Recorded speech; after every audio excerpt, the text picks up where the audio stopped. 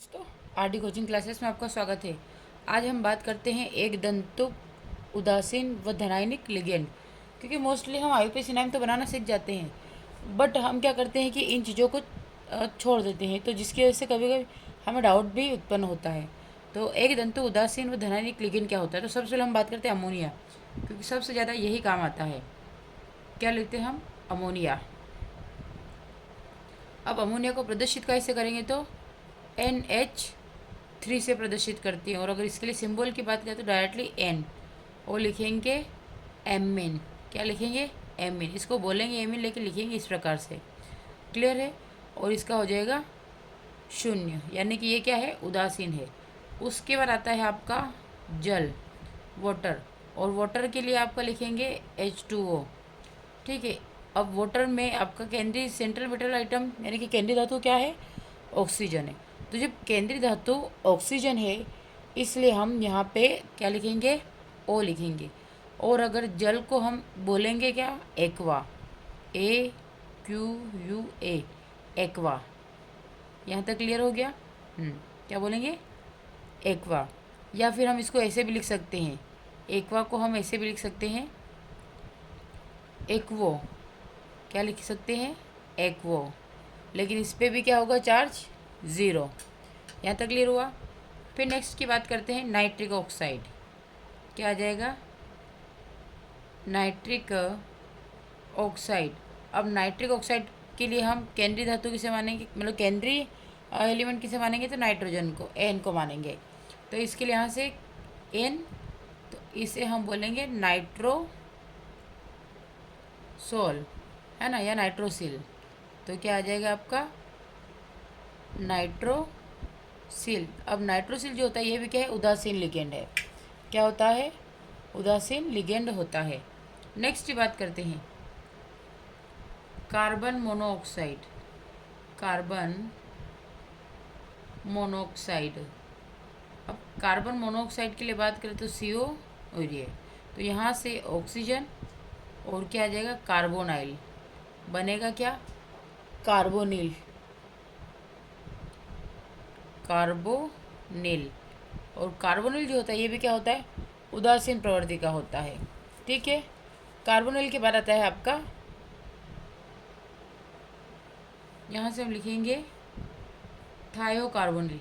क्या आ जाएगा? थायो कार्बोनिल।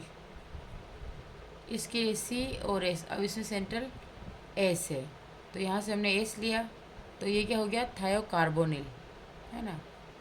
थियो भी बोल सकते हैं, तो थायो कार्बोनिल। ये क्या होगा? ये भी उदासीन होगा। यहाँ पे हिंदी में लिख लीजिएगा थायोकार्बोनिल, या लिख ही दूँ थायो कार्बोनिल। यहाँ तक क्लियर हो गया आपको? बस आपको खाली ये याद रखना है कि आपके NH3 आएगा तो उस पर चार्ज क्या होगा? शून्य होगा। तो ऑक्सीडेशन नंबर में भी आपको शून्य लिखना है। H2 आएगा तो शून्य होगा, NO आएगा तो शून्य होगा, कार्बन मोनोऑक्साइड आएगा तो शून्य होगा, CS आएगा तो शून्य होगा। इसके अलावा और क्या क्या इंपॉर्टेंट आता है तो ये भी देख लेते हैं। एक होता है आपका फॉस्फीन। क्या होता है? फॉस्फीन जो होता है ये भी इम्पोर्टेंट होता है। अब इसके बारे में बात करते, इसमें सेंट्रल कौन है? P है। ठीक है, सेंट्रल लिगेंड कौन सा? P है, तो इसमें से P को लेंगे, तो फिर वही फॉस्फीन क्या कहलाएगा? फॉस्फीन कहलाता है। और फॉस्फीन भी कैसा होता है? तो उदासीन लिगेंड है। फॉस्फीन भी क्या है? उदासीन लिगेंड है। फिर आता है जिसे हम शॉर्ट में बोलते हैं ट्राइफिनाइल, तो TPP है ना। तो इसको भी, लेकिन आप इतना अभी इम्पोर्टेंट हिसाब से नहीं है, हम देख लेते हैं। नेक्स्ट लेते हैं पेरिडीन। क्या हो जाएगा? पेरिडीन।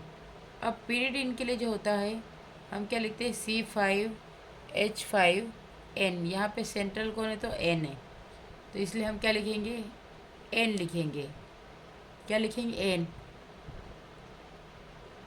और अगर इसके नाम की बात करें तो क्या कहलाएगा? पायरिडीन, जिसे हम शॉर्ट में करेंगे PY। क्या करेंगे? PY, pyridine. और इस पे अगर चार्ज की बात करें तो चार्ज क्या होगा? न्यूट्रल। ये भी न्यूट्रल ही होगा। ठीक है, पेरिडीन हो जाएगा। फिर नेक्स्ट की बात करते हैं, पिरीडीन के बाद आता है हाइड्रोजीनियम। क्या आएगा? हाइड्रोजीनियम। हाइड्रोजीनियम जो होता है इसका फॉर्मूला होता है NH2NH3+।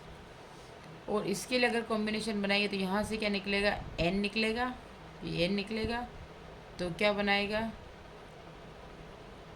हाइड्रोजीनियम। हाइड्रोजीनियम, और इसमें भी शून्य आएगा। ठीक है, हिंदी में लिख देते हैं हाइड्रोजीनियम। क्लियर है? ये आपके इम्पोर्टेंट उदासीन लिगेंड हो गए। अगर ये दिखते तो आपको उदासीन करना है, इस पर कोई चार्ज नहीं लगाना है। और जब चार्ज नहीं लगेगा तो डायरेक्टली इनके आप नाम लिख सकते हैं। एक और लास्ट रहेगा, इसको भी कर लीजिए। यूरिया का क्या करेंगे? थायो यूरिया। अब थायो यूरिया के लिए फॉर्मूला क्या है? NH2 तो इसके लिए एस को करेंगे तो एस से हो जाएगा थायो यूरिया या TU। ठीक है, क्या हो जाएगा? थायो यूरिया, और ये भी उदासीन होगा। तो आज के लेक्चर में हमने एक दंतुक लिगेंड में उदासीन आयन को देखा है। अब नेक्स्ट लेक्चर में हम धनायन को देखेंगे और फिर लास्ट लेक्चर में हम ऋणायन को देखेंगे। Thank you for watching.